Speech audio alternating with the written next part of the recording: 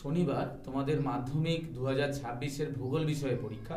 তো ভূগোল বিষয়ে পরীক্ষার আগে তোমাদেরকে কিছু গুরুত্বপূর্ণ আমি কথা বলি।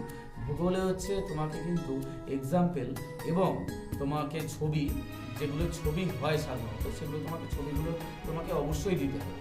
আর যে কটা করে পয়েন্ট বলবে তার চেয়ে বেশি লেখার কোনো প্রয়োজন নেই।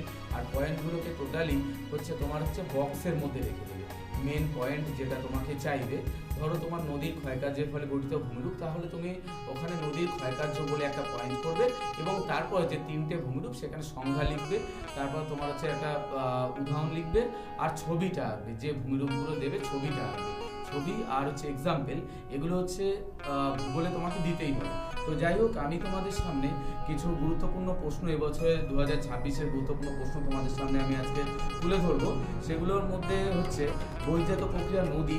আচ্ছা, নদীর থেকে তোমরা এখানে আমি 10খানা কোশ্চেন দিয়েছি, তোমরা উপরে দেখতে পাবে। সেই কোশ্চেনগুলো তোমরা স্ক্রিনশট করে নিয়ে নাও। আচ্ছা, তারপরে হিমবাহ থেকেও 3 মার্কসের যে কোশ্চেনগুলো রয়েছে সেগুলো কিছু ইম্পর্টেন্ট, যেমন ধরো নদী উপত্যকা বা হিমবাহ উপত্যকা, দ্রামলীন রসেমতানি, তারপর ধরো পার্বত্য হিমবাহ বা উপদেশীয় মহাদেশীয় হিমবাহের মধ্যে পার্থক্য। হ্যাঁ, এগুলো তোমরা পড়বে। আরও ওপরে তোমাদের কোশ্চেনগুলো আসছে সেগুলো তোমরা স্ক্রিনশট করে দেখে নাও। আচ্ছা, বায়ুমণ্ডল থেকেও তোমরা যেসব কোশ্চেনগুলো পড়বে সেগুলো যেমন ধরো ট্রপোস্ফিয়ার স্ট্র্যাটোস্ফিয়ারের মধ্যে পার্থক্য, ট্রপোস্ফিয়ার, এগুলো সব 3 মার্কসের। ট্রপোস্ফিয়ারের উচ্চতা বৃদ্ধির সঙ্গে সঙ্গে তোমার উষ্ণতা কেন হ্রাস পায়, তারপর ধরো ওজন স্তর বিনাশের কারণ বা ফলাফল, এগুলো তোমরা পড়বে। আচ্ছা, তারপর ধরো বায়ুমণ্ডল। ঠিক আছে, বায়ুমণ্ডল থেকেও তোমরা যেসব কোশ্চেনগুলো পড়বে, আমি এখানে 6খানা কোশ্চেন দিয়েছি, তোমরা এগুলো পড়ো, অবশ্যই তোমাদের কাছে কমন চলে আসবে বায়ুমণ্ডল থেকে। তারপর বজ্র ব্যবস্থাপনা থেকে শুধুমাত্র 3 মার্কসেরই কোশ্চেন হয়, সেগুলো আমি তোমাদের সামনে তুলে ধরলাম।